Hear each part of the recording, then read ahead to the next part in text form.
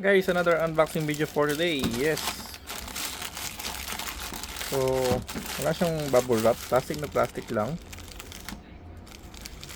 So, na po natin para mas makita natin yung laman. Oy. Meron tayo itong chinelas, guys. Actually, size 11 siya. 44, ano? 11 na pala yun. Check natin kung talagang original na sandugo, ano? Kasi baka iba, hindi talaga original na sandugo lang. Ayan. Thank you daw, no? Okay, so check natin. Matigas siya dito. Hard, okay.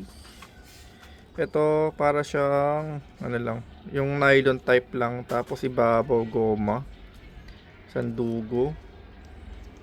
Malambot dito matigas. So, safe tayo dito kahit paano. Yun. So, kung original nga ba, di ko sure, ano? Kung ulig talaga siya sa dugo. Ito sana matibay sa part na to. Hindi siya mahugot kahit mabasaan. Kasi may mga ganun.